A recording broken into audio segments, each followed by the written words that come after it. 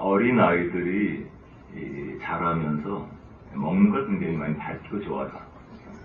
몸이 자라야 되니까. 먹는 걸 되게 밝히는데, 먹는 거 밝히면서 동시에 이렇게 머리가 막 발전할 때가 있어요. 그래서 굉장히 지식적으로 궁금하게만, 노인 되면은 모든 게 귀찮거든. 이거 읽어봐. 골치 아파.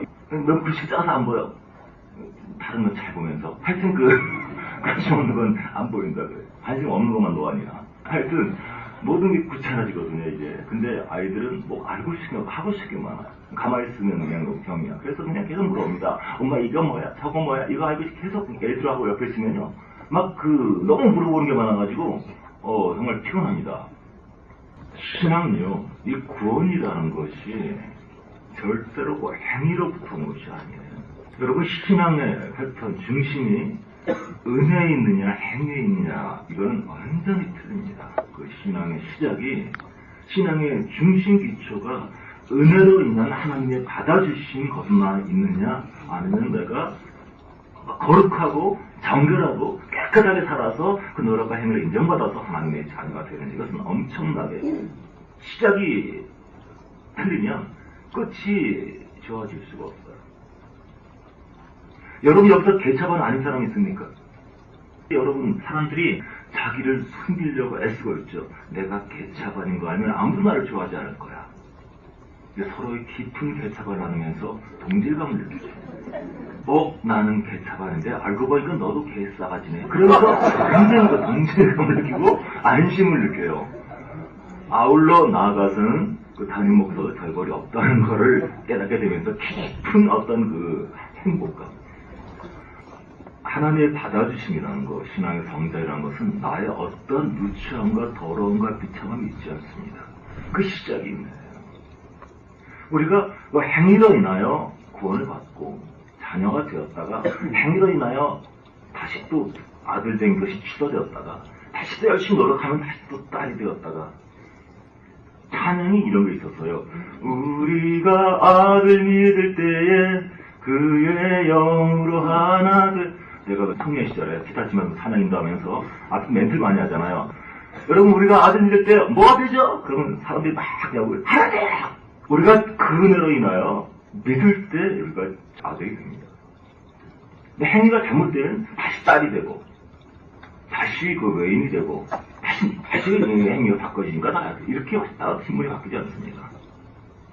아들 중에서는 못난 아들도 있고 효도하는 아들도 있죠. 하지만 아들됨이 바뀐 것은 아니에요. 사람들이 성장 상태와 거듭난 상태, 주 안에서 어린아이 혁신의 상태와 성숙하고 아주 그래야만 천국 가고 이렇게 오해하는 굉장히 많이 있습니다. 그 시작이 잘못됐기 때문이에요. 그 은혜라는 것에 기초하지 않으면요, 사람들이 이 은혜라는 것이 기초인데 이 기초가 모르면 전혀 여러분은 표현할 수도 없고 성장할 수도 없습니다. 여러분, 자녀가 아무리 속을 새겨도 자녀죠. 이쁠 때도 많지만 이거 뭔 새끼 막 내가 미쳐가지고 눈이 떼가지고 이런 때도 많이 있어요. 하지만 그걸로 인해서 자녀됨을 취소하는 부모는 없습니다. 애 낳으면 아주 행복할 것 생각하다가 애 딱 낳는 그 순간에 자유도 없어지고 굉장히 많이 묶이잖아요. 부모가 심각하게 논의합니다. 여보, 우리가 애를 1년 키워봤는데 안 되겠어요. 얘를 호적을 팝시다. 이렇게 얘기하는 부모는 별로 없습니다.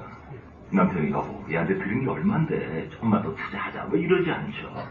평생 바꿀 수 없이 이 원수 그러면서 그냥 키워요. 아마 하나님께서 여러분을 향해서 애를 참 잘났다라고 생각하는 아들이 있을 것이고, 하나님께서 저 왼수, 아이고 저 왼수 그러는 성도들도 많이 있을 겁니다. 하지만 그 은혜의 관계를 바꾸지만, 신앙에 있어서, 삶에 있어서 이 은혜라는 개념을 모르게 되면요, 자꾸 행위를 요구하게 됩니다. 우리 행위 언어가 있어요. 행위를 요구합니다. 너 왜 이거 안 했어? 너 왜 이렇게 안 하니? 이거 하라 그랬잖아. 몇 시까지 내가 하라 그랬지. 너 다시는 그러지 말라 그랬지. 너 이거 왜? 계속 행위를 요구하고 행위로 인해서 우리가 칭찬하고 그래요. 우리가 언어가, 이 관계 언어는 잘 없습니다.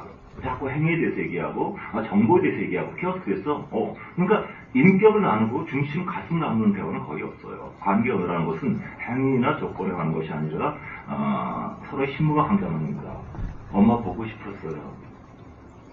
이거 없으니까 허전하더라. 이렇게 통화하니까 참 좋구나. 우리가 100가지의 진리를 듣는 것보다 상대방이 나를 그리워한다는 얘기 들으면 가슴이 찡합니다. 우리는 자꾸 진리와 옳은 소리로 상대를 변화시키려고 해요. 하지만 내가 상대를 그리워하고 있다는 거, 너는 나의 기쁨이라는 거, 네가 전에 나를 실망시켰다 너는 생각하겠지만 엄마는 그렇지 않고 여전히 너를 사랑하고 기뻐하고 너를 생에 보람을 삼고 있다. 이런 얘기가 100번의 율법적인 행위적인 얘기보다 이 시대 대부분이 관계원을 하지 못한 이유는 뭐냐면 관계신앙, 은혜신앙에 서 모르기 때문이에요. 은혜신앙을 모르면 절대로 성장할 수 없습니다. 기본적으로 노력이에요. 그 시대의 분위기가 표 같은 거가 있으면 되게 편하겠죠. 카드 자꾸 잊어먹잖아요. 이게 우리가 비밀번호가 외울 게 한두 가지가 아니야. 카페 초기에 그 다음 카페 했을 때요, 이런 문의 많이 왔습니다. 저 비밀번호를 잊어먹어서 들어갈 수가 없는데 저희 비밀번호가 뭔가요? 물어봐요. 카페 운영자를 뭐 신으로 알고 있어요. 네가 네 비밀번호를 모르는데 내가 너를 알겠는가? 그러니까 어떻게 하니? 제가 잊어먹었거든요. 혹시 모르세요? 네가 잊어먹은 내가 어떻게 알아? 그러니까 이런 문제가 하도 많으니까 지금 한두 개가 아니잖아요. 그래서 각 사이트마다 틀리고 뭐 은행 틀리고 집에 들어가는 게 틀리고 정말 많은데 이 글자가 많아서 이것도 헷갈려 죽겠는데 그 비밀번호가 기록돼 있으면 그 수첩을 또 잊어먹어. 그 수첩으로 들어가는 비밀번호를 또 잊어먹고 그 비밀번호 한두 개 이것 때문에 진짜 머리가 그냥 쥐진 날라들었는데 게다가 또 6개월에 한 번씩 바꾸래. 헷갈리잖아 이게. 그러니까 이걸 표로 딱 받는다 끝난다 그러니까 정말 이것이 너무 편하겠구나. 이것은 내면 못하고 박살나겠구나.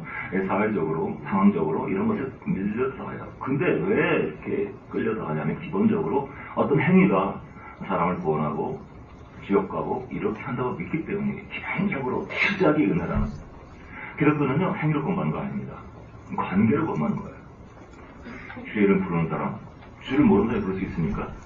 주님을 어떻게 아느냐에 따라서 주님을 내가 이용하느냐, 아니면 주님께 내가 순복하고 그 주님이 실제적으로 나의 주인이 되느냐, 어떤 그런 성격에 따라서 신앙의 성숙도가 다르겠죠.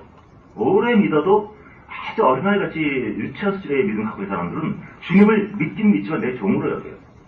쫙 기도를 하는데 누가 뭐 그 빚을 맡겨놓은 게 있는 마냥처럼 도대체 어떻게 할 거야? 요구 조건이 뭔데?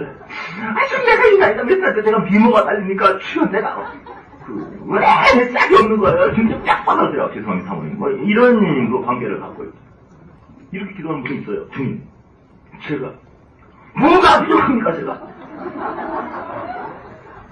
제가 미모가 딸립니까? 지성이 딸립니까? 미모 감각이 딸립니까? 왜 나한테 내용이 없는 겁니까? 이렇게 불공평한 세상이 있을 수가 있으니까 범척하시옵소서.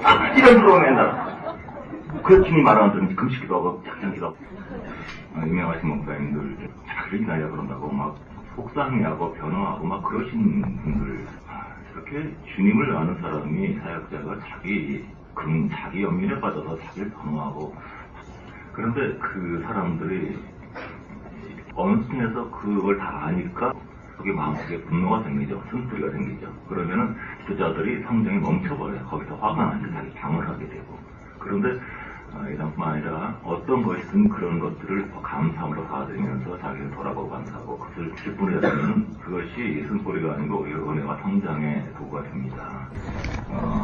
모든 사람들에게 심리학자가 이런 내용을 보냈어요. 당신은 외적으로 강해 보이지만 속으로 굉장히 약합니다. 모든 사람의 똑같은 내용을 보냈어요.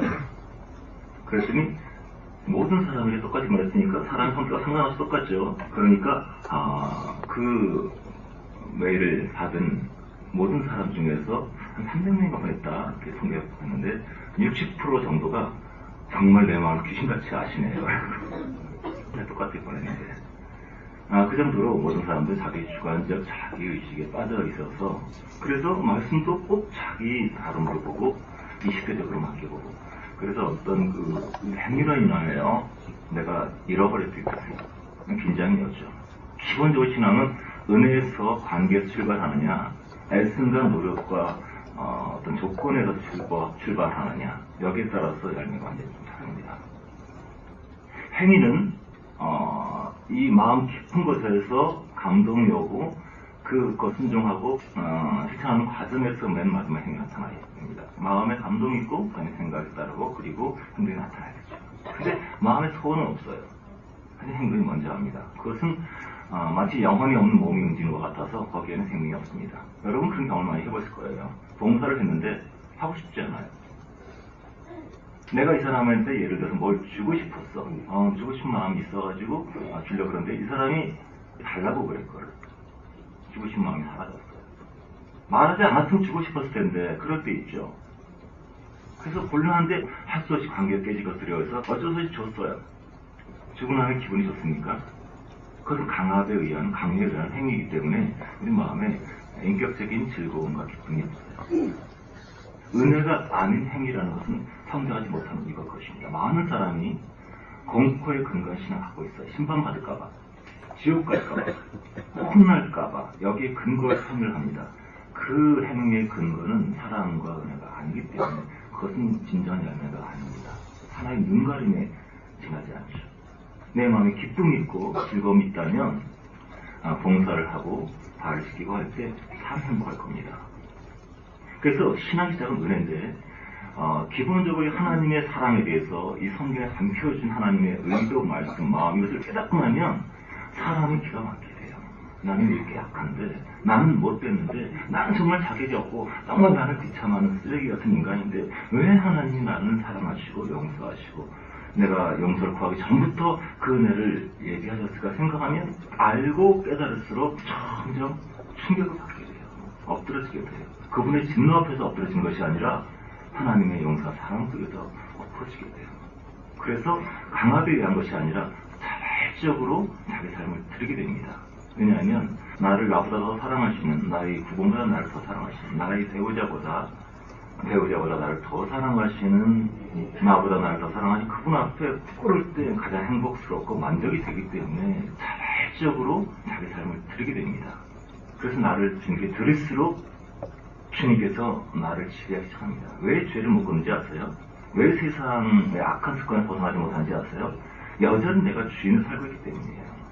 우리는 죄를 그릴 능력이 없어요. 스스로 아무것도 할 수 없습니다. 내가 주님께 무릎 꿇을 때 주님께서 나의 왕이 되어주시고 그 은혜가 내가 스며들어서 그분의 역사가 내 안에서 일어납니다. 달라져요. 소원이 달라져요. 삶의 목적이 달라지고 방향이 달라지고 돈을 버는 목적이 달라지고 직장하는 목적이 달라지고 결혼하는 목적이 달라지고 사람 만나는 목적, 말하는 목적이 달라져요.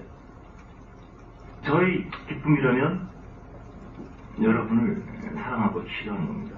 아픈 사람이 있으면 안아주고 위로하고 싶고 발을 시키고 싶고 그게 제일 재밌어요. 사람에게 칭찬받고 별로 재미없습니다. 물을 저를 저주하고 욕하고 그런 분들도 칭찬하고 사랑해주고 싶어요. 다만 막 분노할 때는 못 도와주겠죠. 나중에 이제 마음 지치고 상하고 그래서 은혜가 들어갈 수 있으면 좋아질 수 있겠죠. 이 속성이 바뀐다는 거예요. 그래서 건강하고 행복하고 사실 저희 정도는 제가 많이 항상 사랑을 그러지만은 굉장히 좀 잘 나가고 행복하고 이렇게 좋은 열매를 많이 맺고 그러면 마음이 그렇게 많이 안 쓰게 됩니다. 아무래도 좀 의사적인 그런 마음이 있으니까 조금 아프고 조금 고통스럽고 더 가난하고 더 힘들고 그러면 더 많이 마음에 품게 되죠. 더 돕고 싶고. 근데 그런 것이 제가 무슨 뭐 나이팅게일의 영을 봐서 그런 것이 아니라 저절로 속에서 올라오는 것이 하나님께서 시킵니다. 그러면 그 열매 내는 것이 어렵겠습니까? 내 마음속에서 막 긍지에 올라가고 사랑이 올라가고 위로하고 분이 막 올라오는데 그것을 실천하는 것은 하나도 어려운 것이 아니에요. 그것을 열매라고 합니다. 그래서 은혜를 깨닫게 되면 내적인 성령의 역사가 진행되게 되고 외적인 충만, 외적인 걷는 게 필요하지만 내적인 변화가 이루어지고 의식의 변화가 이루어지고 그 분량만큼 승복해서 한 가지 두 가지 삶의 열매가 나타나게 있어요. 그래서 점점 삶이 천국이 되는 겁니다. 그래서 은혜가 성장의 기초라는 것이죠. 기본적으로 공포신앙, 애씀신앙, 이거 하나 지었고 저거 하나 지었고 한 사람들은 열매 맺지 못해요. 맺다 하더라도 결국 채찍질에 굴복하는 수준의 열매가 안 됩니다. 두려워서 맺는 열매. 그래서 영역이라 정말이다 막 이런 거 막 휩쓸리고 이런 것들이 기본적으로 한국교회가 은혜에 대해서 알지 못하고 누림에 대해서 알지 못하고 긴장된 신앙생활을 하기 때문입니다.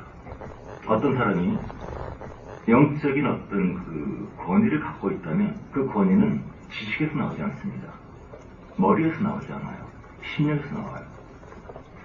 여러분이 어떤 친구나 주위 사람들에게 뭘 가르치고 복음을 전하고 막 얘기할 때 그것이 단순한 지식이라면 사람에게 영향을 주지 못할 겁니다. 근데 여러분이 가슴에서 복음이 나와요. 여러분이 상대방을 사랑하고 상대방을 긍휼히 여기고 그 얘기를 잘 들어주고 그의 입장을 이해하고 상대방이 여러분 단순히 몇 마디 전할 때 그 사랑을 느낄 수 있다면 여러분은 권위를 갖고 있는 겁니다. 많은 부모들이 옳은 얘기를 하고 자녀들이 사랑을 느끼지 못하는 방식으로 말합니다. 거기에는 권위가 없어요. 그래서 권위를 가지는 것은 이 가슴에 전달되는 것인데 내가 어떤 얘기를 하든 간에 그 따뜻함, 상대방의 애정과 기쁨, 그럼 이것이 상대가 느낄 수 있을 때 전달되는 것인데 그 가슴에 전달되는 것은 우리가 하나님의 은혜 안에서 그분의 가슴에게 전달되는 것을 느낄 수 있을 때 하는 겁니다. 그러니까 은혜를 느끼는 사람, 안식하는 사람, 자유한 사람, 풍성한 사람, 삶이 행복하고 만족한 사람들은 그걸 할 수가 있어요. 내 삶이 찌들려 있어. 내 삶이 기쁨이 없어. 내 삶이 만족이 없고 자체 짜증이 나. 그런 사람이 가슴을 전달할 수 있을까요? 가슴 전달하면 짜증하는 걸 전달하죠. 그래서 사역도 성장도 모든 것은 은혜의 관계에서 시작되어야 한다는 것입니다. 뭐 이 정도 얘기했으면 아예 결론 끝났고 오늘 얘기 끝냅시다. 예, 그래서 사실 표, 육류 이런 얘기 굉장히 걱정 많이 하는데 여러분 대부분의 사람들이 이미 표를 다 받았습니다. 육류 표를요. 물질적인 것, 세상의 가치가 이미 눈과 귀를 다 치고 있어요. 이미 받았는데 요거만 안 하면 된다 이런 생각하고 있지만은 그 마음에 이미 공포와 애씀으로 가득하고 세상과 물질로 가득한 사람들이 이미 세상 왕국에서 그냥 묶임 속에 있는 사람들이에요. 그러니까 비상대의 한두 가지에 신앙에서 그냥 신앙이 좋다 나쁘다 것이 이게 진짜 유치하게 그럼 몇 가지 했냐? 세리기도 하냐? 그럼 기도 몇 번 했냐? 포스터 보게 되면 40일 금식기도 3번은 불에 사자 와서 들으라. 사람과 관계를 맺고 사랑한다는 것이 그 관계라는 것이 몇 가지 단전 행위를 통해서 끝이 있나요? 관계라는 것은 만남, 함께했던 순간들, 수많은 사람의 대화들, 슬프고 힘들 때 서로가 힘이 되었던 그 순간들, 그 많은 것들이 지역과 관계를 통해서 성장해 가는 것이 관계죠. 그래서 영원히 잘하지 않은 사람일수록 어떤 그 단순한 몇 가지 행동, 어떤 조건, 이것으로 사람을 판단하고 정말 그 관계를 맺지 못한 사람이 굉장히 많이 있습니다. 일은 굉장히 열심히 하는데 관계를 맺지 못해. 사람과 친밀해지지는 못하고 그림도 모르고 항상 혼자 있는 것이 편하고 남 앞에 있으면 두렵거나 아니면 불편하거나 이렇게 묶여있는 사람들이에요. 그것은 기본적으로 하나님과 바른 관계를 맺지 못하기 때문입니다. 하나님과 바른 관계를 맺고 그러면 하나님이 지으신 사람들에 대한 애정이 같이 일어나기 때문에 사람과도 좋은 관계를 맺게 돼요. 하나님의 과의 관계, 그 관계라는 것은 그 지식이에요. 하나님의 사랑에 대한 은혜에 관한 지식과 복음을 배우게 되면 하나님의 그 사랑에 대해서 깨닫게 되고 편안하게 안식하게 되고 누리게 되죠. 그래서 인간관계도 은혜라는 것에서 이해하게 돼요. 부부관계에다 보죠. 부부란 가까운 사람일수록 가장 많은 은혜가 필요한 관계죠. 겉보기에는 사람이 못돼 보이는 사람도 있고 겉보기에는 아주 착해 보이는 사람도 있지만 인간은 모두 다 거기서 거기입니다. 다만 은혜로 서로의 약점을 훌다 여긴 사람들은 행복하게 살 수 있어요.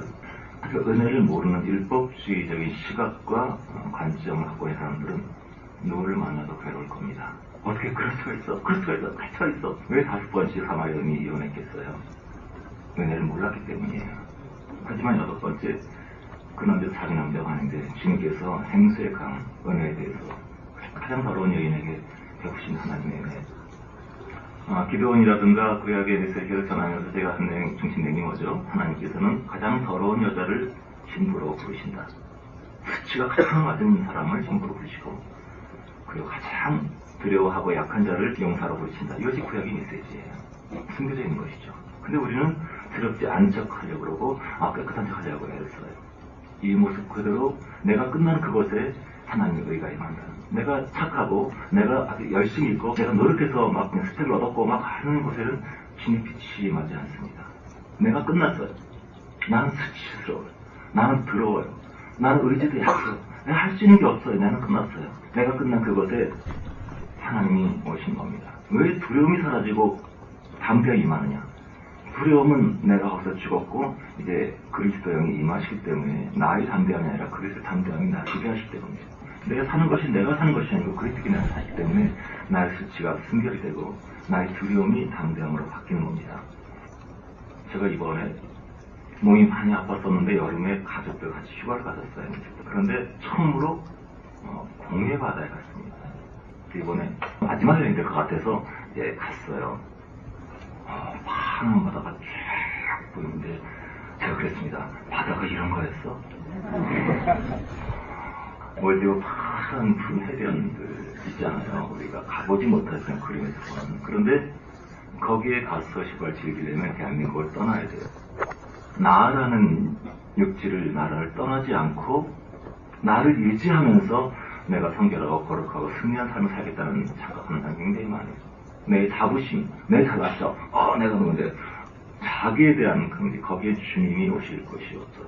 그래서 주님은 가장 더러운 사람을 신부로 부르시고 가장 약한 자를 용사로 부르신 겁니다. 그게 바로 한마디로 말하면 은혜라는 것이죠. 구약에서는 그 이름으로 상징으로 예표로 표현했고 신약에서는 명백하게 글로 해석을 하십니다. 은혜라는 것. 그 은혜라는 것을 알게 되면 변화가 시작돼요. 자연스럽게 맺는 열매가 시작됩니다. 제가 요즘에 지도공원 계속 가면서 어디에서 가가지고 그냥 자고 있었어요. 누워있는데 하늘바람 들어오는 그 행복감, 평안함, 쉼감. 그리고 예배 드리고 교제하고 뛰어놀고 하면서 그 가슴에 느껴지는 그 감동, 희열 이런 것들이 뭐냐면 영혼의 작용이에요. 그만큼 그 성령께서 우리에서 어떤 일을 행하고 있어요. 내가 끝나는 그곳에, 내가 안식하는 그곳에 성령께서 어떤 일을 행하고 좀 지나면 내가 저 사람 전에 미워했는데 전혀 안 믿네. 내가 두려워했는데 전혀 안 두려웠네. 내가 이 죄를 끊지 못했는데 이게 왜 내가 빠졌지? 이런 변화들이 언제 임하냐면 그런 편안함, 행복함, 벅참, 자유, 성령께서 우리 안에 일하고 있을 때, 그때 내가 아무것도 아니고 나는 끝이다. 바로 그 순간에 주님께서는 역사하기 시작해요. 그래서 은혜라는 그 관계라는 것을 신약에서 명백하게 얘기하죠. 행위로 구원이 아니고 우리가 아담 안에 있느냐, 너는 소속이 어디냐, 아담이냐 그리스도냐, 아담으로 사느냐, 네 마음으로 사느냐, 아니면 그 그리스도의 종으로 사느냐, 그 관계와 소속에 따라서 모든 것이 달라진다는 거예요. 이 기초에 대해서 분명히 인식하시길 바랍니다. 하나님 여러분을 사랑하시고 용서하시고 여러분 할 수 없지만 풍성하고 아름다운 곳으로 인도하신다는 것을 가르치고 사랑하기 위해서 이야기했습니다. 찬양으로 예배 시작하겠습니다. 주님께로 와서 주님을 나의 하나님이라고 주님을 찬양합니다. 고백하고 부를 수 있는 은혜를 주님께 감사합시다. 우리의 삶이, 우리의 운명이 모든 것이 바뀌는 순간은 주님을 나의 주로 고백하고 찬양하는 순간입니다. 예수가 나를 위해서 죽었다는 것, 그 피로 인하여 내가 용서받았다는 것, 이것이 구원받는 복음이죠. 아주 성장의 복음은 아닙니다. 껍데기죠. 시작일 뿐이에요. 예수가 유일한 나의 구원주, 구세주라는 걸 안다는 것, 그것을 고백하고 양잡한다는 것. 하지만 성장과 자유는 그 구세주 신앙에서 오지 않고 로드십 신앙에서 와요. 주께서 얼마큼 나를 점유하고 있는가, 내 인생의 주인은 나인가, 하나님인가, 나는 감정과 내 생각, 내 자아, 내 삶의 목적, 목표, 얼마큼 주께 드렸고 주께서 얼마큼 나를 지배하고 있는가. 그러니까 주님이 나의 주님입니다. 주님이 나의 왕입니다. 나는 하나님을 높입니다. 주를 찬양하고 굴복하고 순복하겠습니다. 이것을 고백하고 시인하는 그 예배가 우리의 영혼을 바꾸고 우리의 삶을 바꾸고 우리 모든 운명과 미래를 바꿉니다. 이것을 고백하십시오. 주님이 나의 주님입니다. 더 이상 내 인생의 주인을 살고 싶지 않습니다. 더 이상 나의 자존심과 나의 자아실현과 나의 영광에 살고 싶지 않습니다. 사람의 인정과 칭찬받게 사는 삶이 이제 지쳤습니다. 이제 주님이 나를 정리하시기 원합니다. 오늘 다룰 중요한 주제는 죄만의 세상은 내 집이 아니라는 것입니다. 우리의 고향은 이것이 아닙니다. 이것은 우리 잠깐 머무르는 학교에 불과합니다. 우리의 고향을 찾아가는 여정에 있어서 우리는 지치고 힘듭니다. 주께서 말씀하십니다. 안다 내 아들아 내 딸아, 내가 나의 고생을 한다. 내가 너의 주인으로서 이끌어가고 치료하리라. 주께서 우리의 고난과 아픔을 아시고 도우십니다. 우리는 주님의 왕되심을 고백하고 주께서는 우리를 아시고 도우십니다. 이것이 예배입니다. 이걸 서로 주고받는 기도의 그죠. 고백하고 기도하겠습니다. 내 지금 주께 맡기고 주인됨을, 나의 머리됨을 주님이심을 고백합시다. 기도하겠습니다. 오지에서 평생을 선교하다가 늙고 병들어서 더 이상 사역을 감당할 수가 없어서 고향으로 돌아온 한 늙고 초라한 선교사가 있었는데, 그가 고향간에 부두에서 내렸을 때 갑자기 슈퍼가 터지고 환호 소리가 들리고 뭐 난리가 나가지고 웬일인가, 혹시 내가 오늘 귀국한 것을 안 주위 사람들이 반영을 하는 건가? 그럴 리가 없을 텐데 아는 사람이 거의 없는데, 그리고 이 많은 인파들이 그럴 리가 없는데, 알고 보니까 대통령이 행차를 한 것에 환영하는 찬성식이었습니다. 사소한 그 일을 비난한다고 크게 낙심되었습니다. 하나님, 나는 평생 동안 주님을 위해서 봉사하고 사역을 하다가 지금 모든 것은 늙고 손고 지친 낡은 몸뚱아리밖에 없는데 아무도 저의 사역은 알아주는 사람이 없고, 이 땅의 대통령은 저렇게 많은 무리들이 환영하고 슈퍼를 터뜨리고 저는 뭡니까? 그리고 실망하고 낙심한 그 마음속에 들려 퍼지는 음성이 있었어요. 내정아, 실망하지 마라. 너는 아직 고향에 도착하지 않았다. 이 땅에서 아무도 너를 이해하고 알아주지 못할지 모르지만, 네가 너의 영광스러운 사역을 마치고 진정 너의 고향으로 들어갈 때 수많은 천부천사가 슈퍼를 올리고 환영하고 너의 돌아옴을 기뻐할 것이다 라고 주님이 말씀한 것을 마음을 듣겠다 그래요. 죄만의 세상은 우리 집이 아닙니다. 주께서 우리의 고생을 하십니다. 오늘날 크리스찬들이 너무나 적은 열매를 갖고 있고, 초대 크리스찬이 갖고 있었던 큰 놀라운 어메이징 그레이스, 그 은혜, 그 충만한 희락을 알지 못하는 이유는 오늘 복음이 너무나 많이 희석되었기 때문이에요. 이 땅이 우리의 고향인 줄 알아요. 이 땅에서 성공하고 평통하고 성취하는 것이 그게 신앙의 복인 줄 알아요. 아직 복음을 잘 모르기 때문에 삼박자 구원이나 긍정의 힘, 이렇게 형통이 되면 그게 복받은 것이고 신앙이고, 어려움이 있게 되면 이건 저주받은 것이고, 이런 희석된 복음, 이런 거짓 복음이 이 시대에 횡행하고 있기 때문입니다. 오늘 이 세상 복음과 하늘 복음, 성경이 가르치고 있는 그 은혜의 복음에 대해서, 우리의 신분에 대해서 인식하고, 우리의 고향, 우리의 가는 길, 목적, 방향, 이 모든 것이 이 세상에 있지 아니하고 하나님께 있다는 것을, 진정한 위로와 능력과 힘과 우리의 모든 풍성함은 높은 곳에서 우리 신령이 만다는 것을 이해했으면 좋겠습니다. 이사야 40장을 보겠습니다. 나의 하나님이 가라사대 너희는 위로하라. 내 백성을 위로하라. 너희는 정다이 예루살렘에 말하며 그것에게 외쳐 구하라. 그 고객의 때가 끝났고 그 죄악의 사함을 입었느니라. 그 모든 죄를 인하여 여호와의 손에서 배나 받았느니라 했습니다. 그 심판의 메시지가 이사야 40장부터 갑자기 확 바뀌죠. 40장부터 갑자기 위로와 치료의 메시지로 너희는 위로하라. 하나님 말씀하시기를 너희는 위로하라. 내 백성은 위로하라. 점다이 외쳐 구하라. 그 복액의 때가 끝났다. 그 죄악의 사함을 입었다. 그 모든 죄를 인하여 여호와의 손에서 배나받았다. 그렇다면 이 위로의 때, 이 복액의 때가 끝난 때는 언제일까요? 그것은 신약, 주님이 오신 때입니다. 은혜의 복음을 전파될 때입니다. 그리고 그 하나님의 은혜의 복음을 깨달을 때부터 우리가 구역은 끝납니다. 불행하게도 물론 많은 사람들이 아직도 구역에 살고 있어요. 아직도 심판의 복음 속에서 전전 근거 갖고 영영이나 표나 이런 얘기 종말에서 막 불안해하고 그 복의 때가 끝났고 은혜의 때가 주께서 주의 성령께서 우리 안에 임하셔서 신부 삼으시고 놀랍게 역사하시는 그 풍성한 가난의 역사를 경험하지 못하고 있습니다.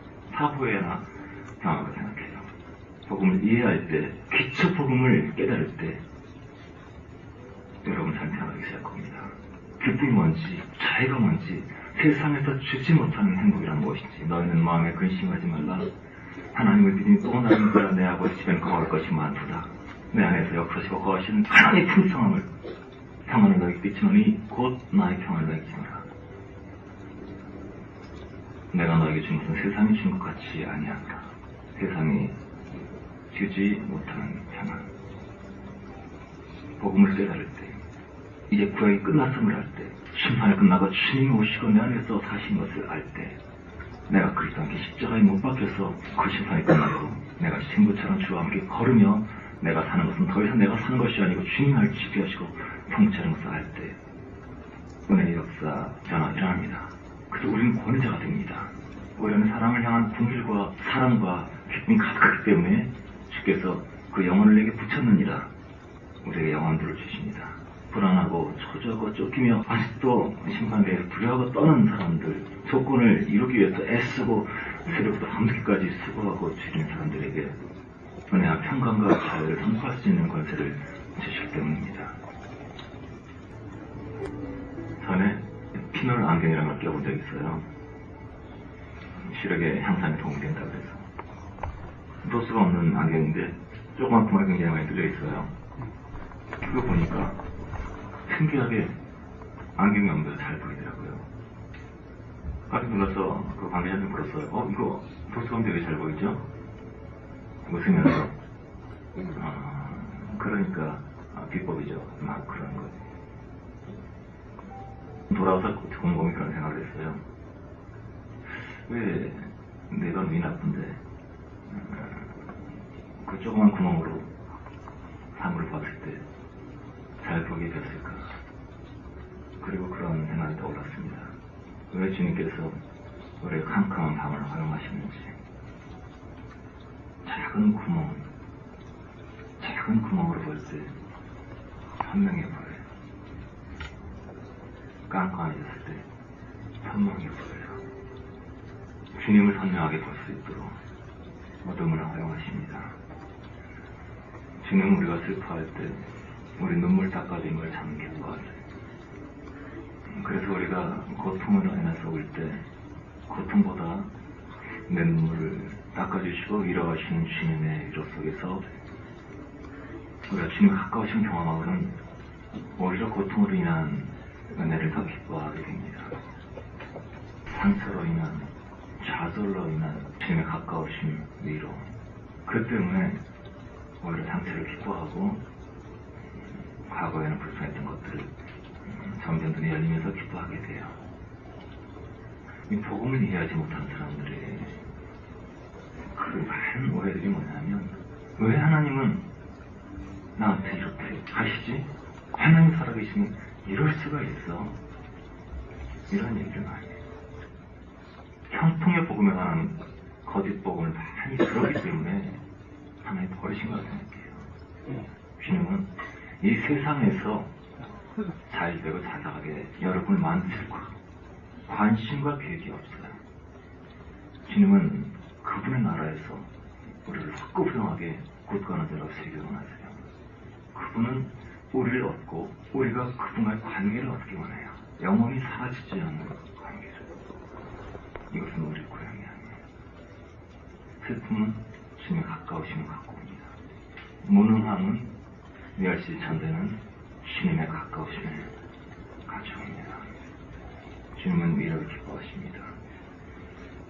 가까이 다가오심을 기뻐하십니다. 은혜를 알수록 은혜는 말이 안 되는 거죠. 나 같은 개차반인데 주님이 용서하시고 사랑하시는 게 은혜죠. 받을 가치와 받을 자격이 없는 자에게 베푸는 선물. 이것이 은혜의 정의입니다. 은혜를 알수록 그분의 속성이 우리 안에 들어와요. 우리가 그분을 닮아가요. 은혜를 모르고 자기 의로움, 자기 애씀, 가까운 있는 사람들은 위로를 잘 모릅니다. 강한 자를 좋아해요. 강한 자 앞에서 온갖 아부를 하고 비굴 하고 약자는 아주 잔인하게 짓밟습니다. 그게 세상 왕국에서 가는 사람의 특성입니다. 약한 자에게 굉장히 잔인해요.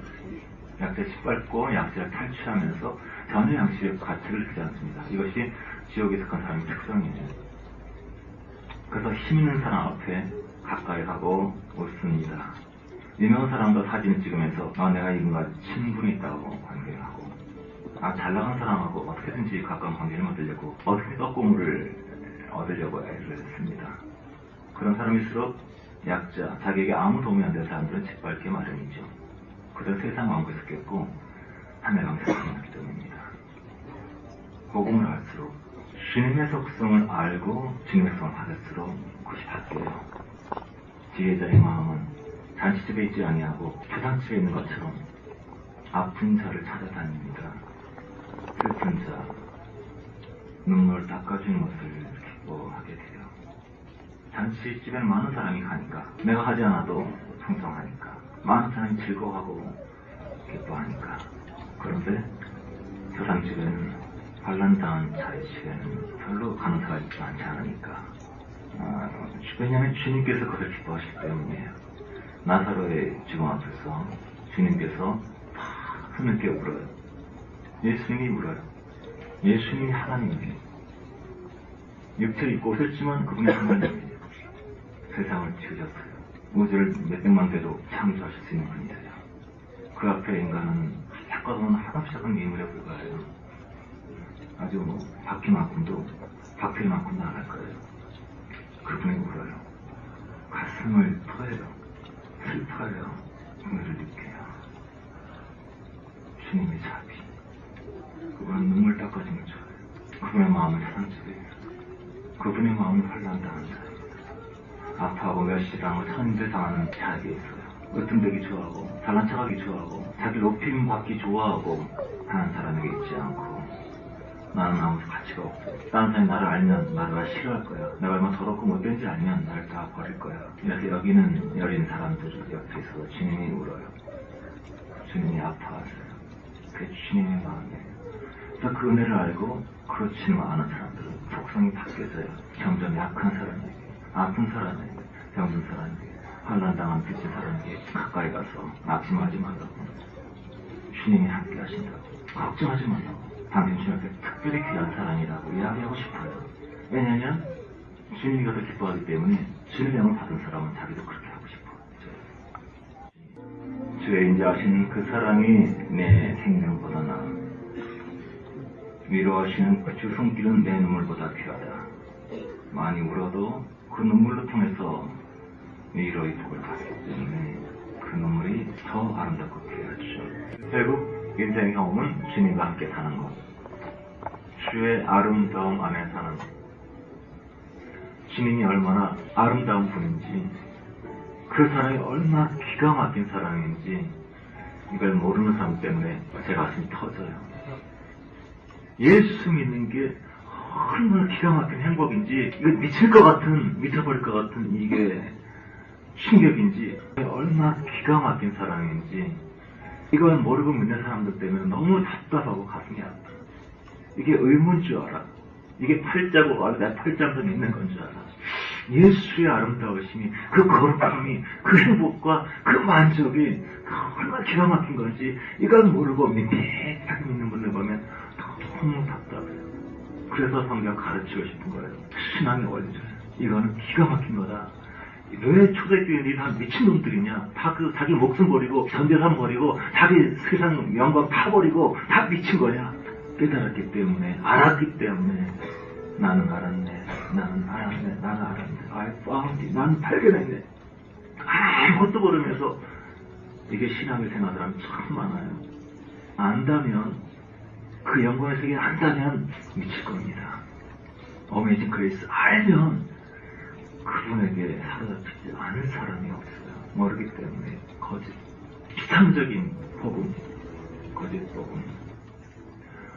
한 가지 이야기하고 기도할 텐데, 요즘에 삐라 뿌리는 것으로 이제 말이 많은데, 여러분 삐라 계속 뿌려야 돼요.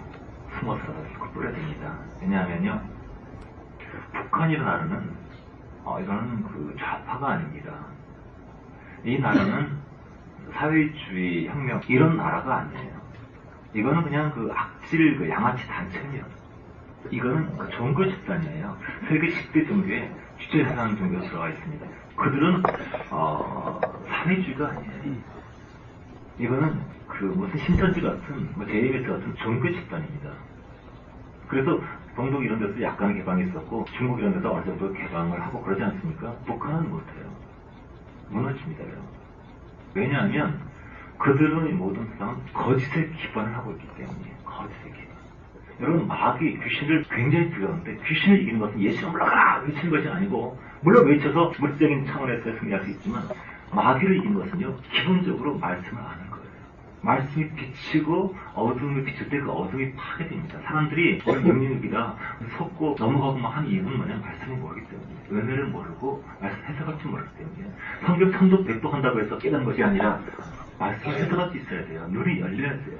말씀 안에 하나님 작성에 대해서 막 몇독하고 몇천독하고 막 그러면 저절로 사람 달라지는 것이 아니고 뭔지 알아야죠. 이해를 해야죠.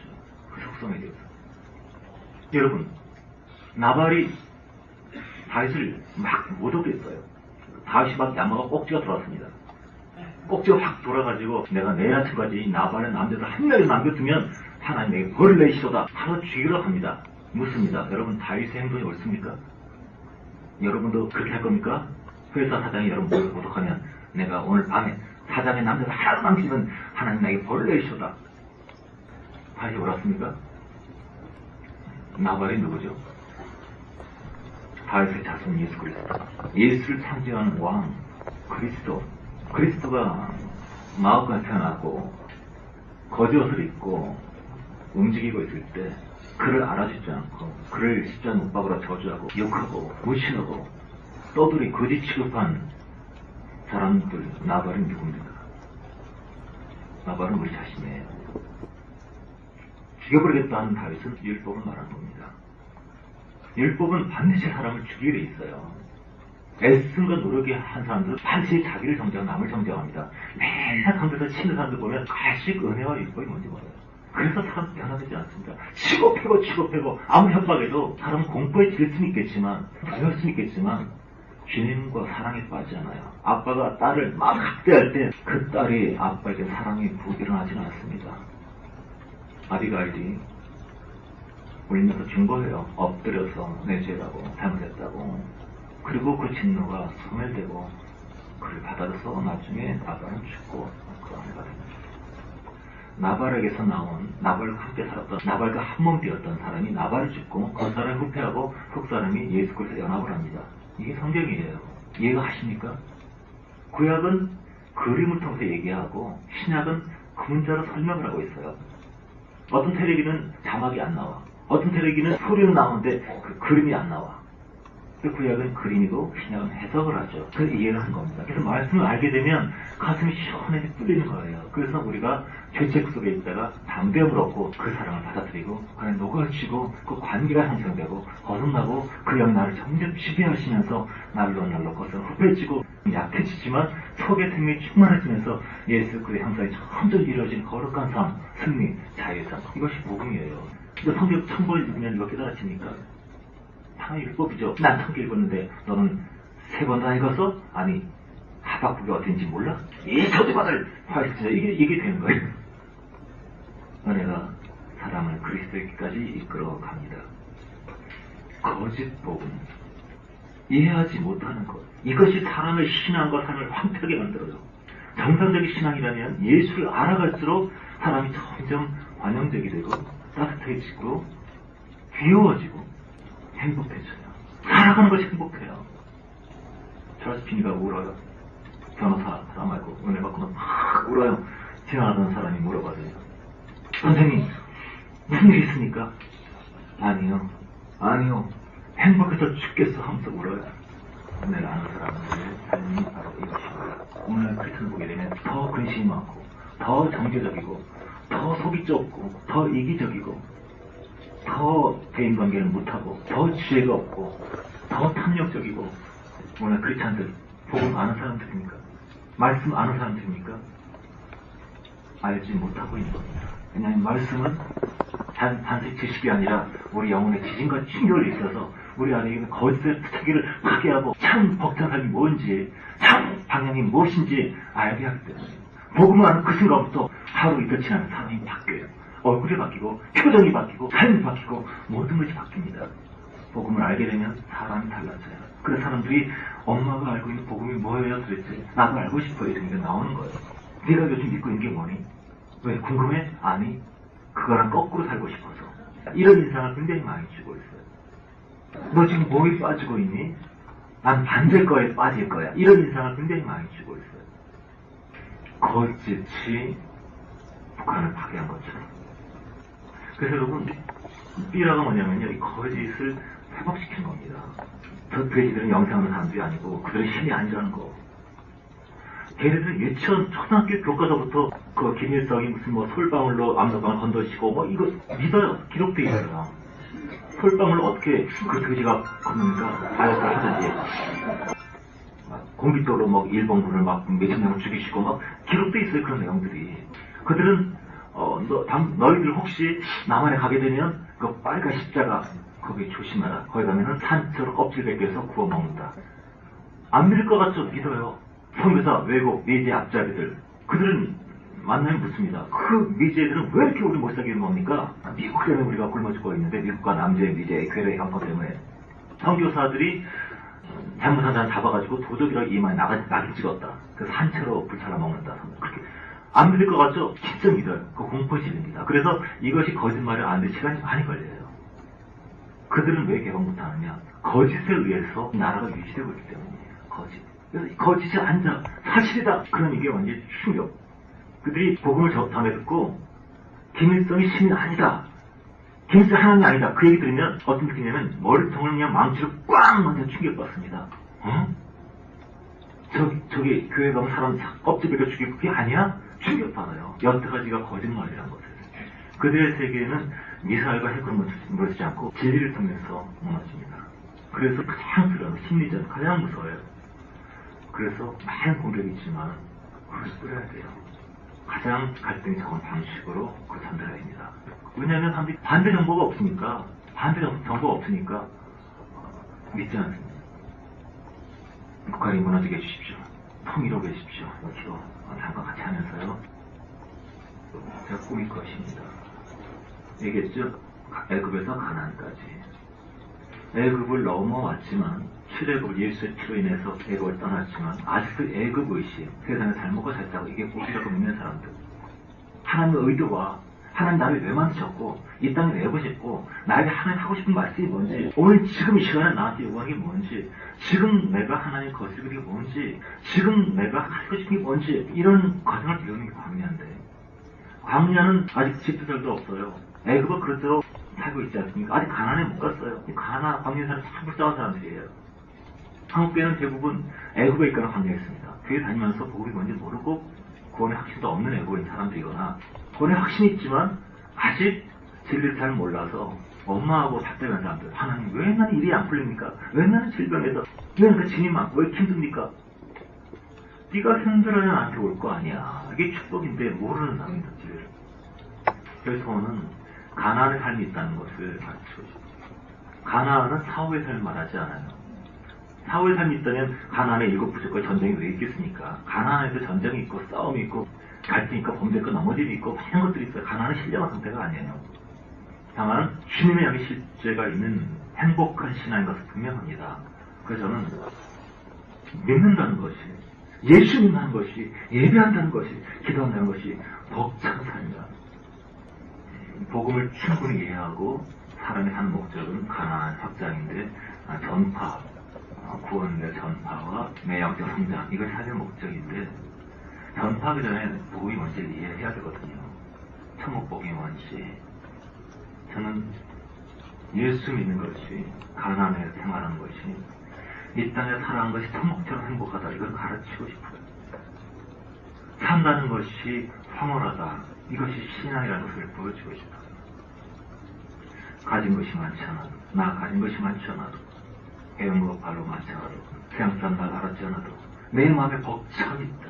내가 그렇게 남을 이기고 그냥 발람치고 막 그냥 일 악물고 이렇게 출세하려고 좋은 데 가려고 하지 않더라도 나에게 벅찬 삶이 있고 기가 막힌 영광스러운 삶이 있다. 남들 보기엔 내가 웃을지 모르지만 나는 행복하다. 이런 신앙을 가르치고 싶어요. 애굽에서 가나안까지 훈련받으면서 하나하나 주님의 형상의 안에 훈련이 이루어지고 내가 통과하면서 이루어지는 내 안에 하나님의 풍성함, 그 긍휼, 영광의 세계를 누리는 것을, 그래서 기독교인들 하게 되면 기쁨이 가득하고 환희가 가득하고 세상이 주지 못하는 자유함과 풍성함이 있다는 것들을 전할 수 있는 그런 때가 올 거라고 생각해요. 충분히 복음을 이해하고 내 삶의 풍성한 경험 후에 내가 이렇게 섬기고 싶고 사람들이 기쁨을 나눠주고 싶다. 이런 때가 오리라고 믿어요. 안 오면 할 수 없고 안 오면 올 때까지만 하고 나서까지 못하겠어. 고백하기도 하겠습니다. 주님, 이 거짓의 왕국이 무너지게 해주십시오. 이 땅에도 거짓의 애씀의 일법의 복음이 무너지고 이 새 시대, 신약의 시대, 예수께서 가져오신 그 치료와 자유의 해방의 그 복음이 은혜의 복음을 우리 안에 충만하게 자라기 원합니다. 아버지, 거짓이 가득한 북한 땅에 진리의 빛이 들어가게 해주시옵소서. 거짓 속에 노예 생활하고 있는 비참한 그 백성들이 주님 자유를 얻게 해주시옵소서. 아버지, 이 남한 땅에도 거짓된 복음들이 사라지고 주님의 은혜의 빛이, 찬란한 빛이, 말씀 빛이 충만하게 비춰지기 원합니다. 가나안의 용서와 사랑을 받아들이고 우리 영혼 자유케 되는 풍성한 가나안의 영광의 세계를 주님 가르쳐 주시옵소서. 온 세상을 치료하기 위해서 나아가기 원하는 사람들이 일어나도록 주님 일으키시옵소서. 주님의 긍휼을 경험할수록, 주의 은혜의 희년을 경험할수록 이 세상에 가득한 어두움과 공포와 두려움들을 치료하는 주님의 사신으로 나아갈 수 있도록 주님, 주의 사람들을 일으키시옵소서. 부족한 죄를 용서하시고 사랑하시고 끝없는 자비를 베푸시면 감사합니다. 주님의 풍성한 은혜들이 이루어지게 해주시옵소서. 전쟁 중에도 환란 속에서 항상 이루어지는 평강과 자유를 누리게 하옵소서. 주님의 사랑을 감사합니다. 주를 찬양합니다. 시작하신 당시께서 마칠 때까지 어떤 인위적인 애씀도 없이 편안하고 자유롭게 당신의 이르심을 신뢰하고 찬양합니다. 감사하고 찬양하고 사랑합니다. 예수님의 이름으로 기도했습니다. 아멘. 할렐루야. 주님을 찬양합니다. 이 나라는 주님의 소유입니다. 이 나라가 거짓이 아니고 빛이 통치할 것입니다. 거짓은 오래갈 수 없습니다. 거짓은 언제나 무너집니다. 아멘. 대인관계를 참 잘할 수 있는 쉬운 방법을 알려줄까요? 진심으로 사람을 사랑하는 겁니다. 진심으로 사람들을 위하고 애쓰고 사랑하는 겁니다. 거짓은 절대 오래가지 않습니다. 하지만 정말 여러분이 사람들을 불쌍히 여기고 사랑할 때 참 많은 아름다운 관계를 가질 수 있습니다. 왜 고독이 왔는지 아세요? 왜 분리가 왔는지 아세요? 왜 사람과 있으면 불편하고 혼자 있으면 편하고 혼자서 그 설비 시스템에다 영어나 이런 거나 치맥 즐기면서 왜 혼자서 공상의 세계 속에서만 만져갈 수 있는지. 그 시작은 바벨탑이에요. 바벨탑. 내가 나의 영광을 높이자. 우리의 힘을 내자. 사람이 자기 영광을 높일 때, 하나님의 영광을 높이지 않고 자기 바벨탑 쌓기 시작할 때 분리됩니다. 모두가 서로 헤어집니다. 언어가 틀리고 대화가 안 통하고 나를 높이기 시작할 때, 내가 잘난 척하고 싶어 할 때, 마음이 나 알아주는 걸 원할 때 모든 관계는 깨집니다. 모든 사람은 고독해집니다. 모든 사람이 우울증에 걸립니다. 왜냐하면 내가 높아지고 원하기 때문이에요. 높임받기 원하는 목사들, 높임받기 원하는 은사자들, 높임받기 원하는 세상 사람들 얼마나 많은지 모릅니다.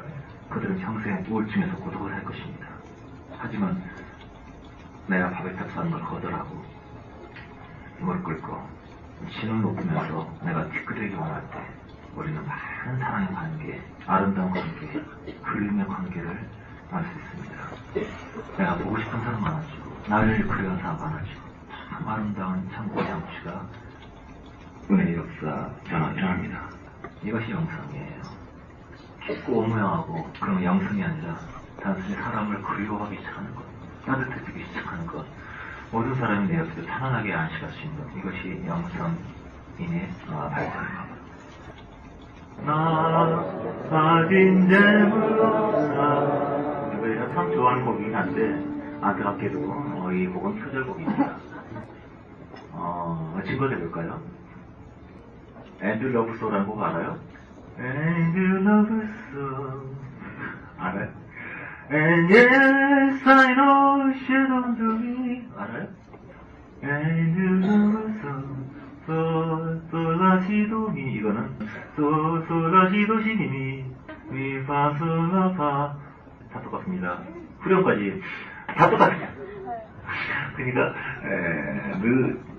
똑같은 곡을 그냥 천천히 했을 기독교에서 유명한 곡들 보면 대부분 옛날 팝송입니다. 그러니까 참 영감이라는 게 다 영기에 쓰는 거거든요. 사람이 영이 열리게 되면 어떤 영과 접선을 해요. 애매한 세상적인 곡들을 보게 되면 보통 SM 필름 같은 거, 포르노 필름 같은 거 보면서 그룹 섹스 하면서 그런 거 할 때 영감 받습니다. 그때 그 영들을 받아가지고 보통 세계적인 유명한 곡들이 그렇게 형성이 돼요. 그래서 시체와 섹스도 하고 그런 거 하면서 영감 받습니다. 영감 받으려면 미쳐요. 그 영감이라는 것이 성령과 악령 불밖에 안 하거든요. 그래서 이 크리스찬들이 영이 개발되게 되면요, 자기 분야에서 굉장히 창조적 아이디어를 받게 됩니다. 근데 영의 실제를 모르니까 영감이 없어요. 음악의 영감도 없고 미술 영감도 없고. 지금 미술 보세요. 손 귀신의 흑암 영감 같지 않습니까? 지금 문화예술계는 거의 자빠졌고 있잖아요. 그게 영의 실제가 없기 때문에. 영의 실제가 있으면 음란과 측면과 더러운 문화가 아니고 참 아름다운 창조적인 것들이 발전돼요. 그래서 일반적 크리스찬의 관점 보게 되면 앞뒤를 꽉 막히고 매일 공부하는 말씀 같은 그냥 같은 얘기만 하고 시대 때도 전도에서 분위기만 깨고 눈치 없고 깝깝한 사람들, 도대체 대화가 안 되는 사람들이라고 생각되잖아요. 그렇게 배타적이고 이기적이고 자기밖에 모르고 은혜만 찾고 법과 시스템 무시하고 하여튼 희한한 일반적 크리스찬의 모습입니다. 그래서 이거 참 괜찮은 사람인데 신앙만 가지고 또 신학에만 가면 은장을 받으면 완전히 맛이 가버리는 게 보편적인 그리스도의 모습이죠. 죄송합니다. 제가 객관적으로 얘기하는 거예요. 사람들이 저 사람 참 괜찮은 사람인데 예수한테는 너무 좋을 텐데 그런 사람 너무 많잖아요.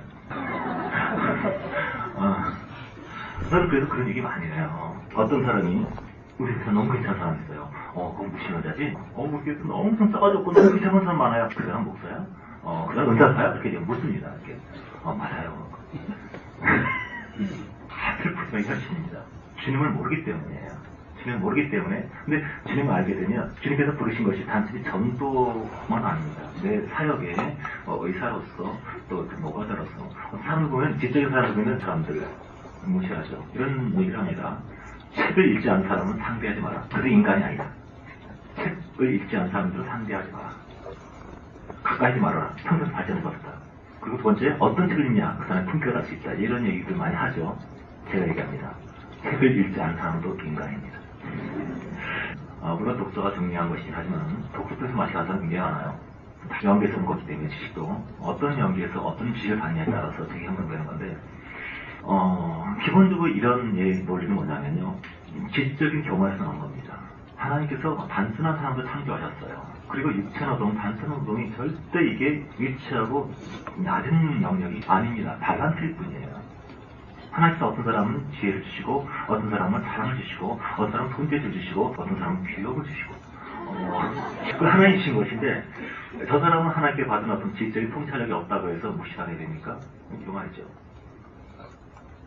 그래서 하나님께서 주신 어떤 부분이 있는데 그 달란트에서 놀라운 통찰력이 나타납니다. 그래서 도자기를 만드는 재주가 있다는 사람, 이 사람은 주님을 믿을수록 정말 아름다운 도자기를 만들게 되고, 이 사람이 영업맨이라면 정말 주님께서 영업을 잘 하시는 지혜와 통찰력을 주시고, 상담자라면 세상에 능히 감당하지 못하는 한국 전문가도 할 수 없는 그런 치료를 이루고, 그래서 모든 분야에서 탁월해져요. 기도하고 주님 알아가면서.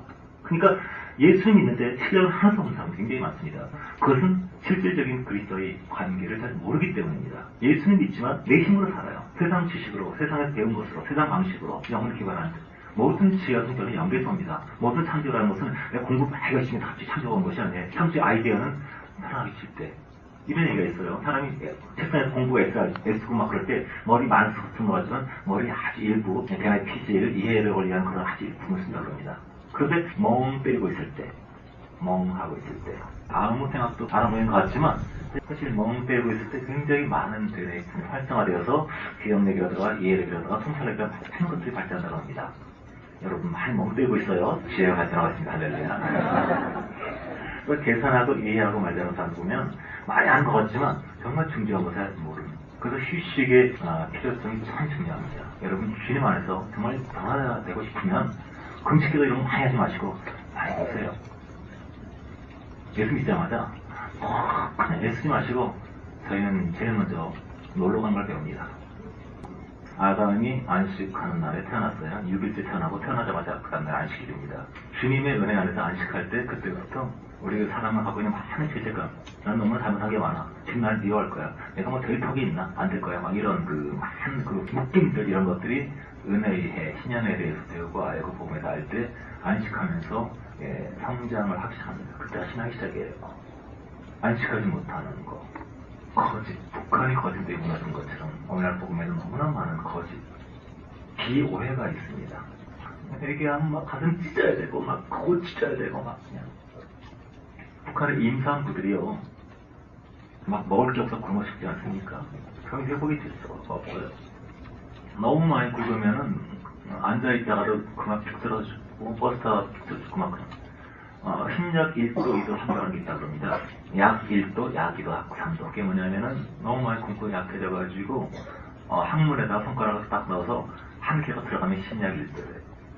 두 개가 들어가면 약 2도랍니다. 세 개가 들어가면 약 3도인데 중증 이때는 음식을 먹어도 회복이 안 되고 죽는 그 단계까지 가는 거예요. 근데 그 음식을 먹고 죽어가잖아요. 임산부가 죽어가면 여기서 간호사가 막 이런 얘기 막 장군님이 수령님이 당신의 고통을 아십니다. 아파하십니다. 이렇게 얘기를 한다 그래요. 임산부가 죽어 막 울면서 죽어가면서 절대 원망 이런 거 없습니다. 충성하지 못하고 죄송합니다. 그걸 죽어요. 내가 충성 못해서 너무 죄송하다고 그래서 굶어지면서 아무도 원망하지 않습니다. 모든 것은 장군님입니다. 울면서 장군님의 은혜를 감사드립니다. 프랑스에서 어떤 구호단체에서 북한에 있는 많은 노인들에게 개안을 수술해줬습니다. 수술을 하고 나서 눈이 떠졌어요. 그래서 영상을 찍었는데 프랑스 사람들 다 옆에 있는데 울면서 장군님의 은혜를 감사드립니다. 이 은혜 장군이 한 게 아닌데 외국에서 이렇게 구호단체 된 건데 장군님께서 너무 감사해서 이 아재 저 원수 불좀 터뜨리고 복수할 것입니다. 감사합니다. 거짓이 얼마나 무서운 것인지 복음에 대한 창세기 이해와 말씀의 복음이 얼마나 사람 핍박하게 많은 것인지 어린들수록 아주 초조해지고 쫓기고 변화도 없고 사회도 없이 그냥 굉장히 긴박함 속에 있는데 돈이나 세상주의 명예 권세 세상의 형취가 내 소원을 이뤘을 때가 평안이 아니라 주님의 팔에 앉아있을 때 이것이 행복이고 평강입니다. 주님으로부터 얻어지는 어떤 선물 애인이 주는 어떤 부산물이 아니라 애인, 배우자 그 사람 자체가 나에게 행복을 주는 내게 행복을 주는 그 사람이 바로 주님이시길 바랍니다. 아멘.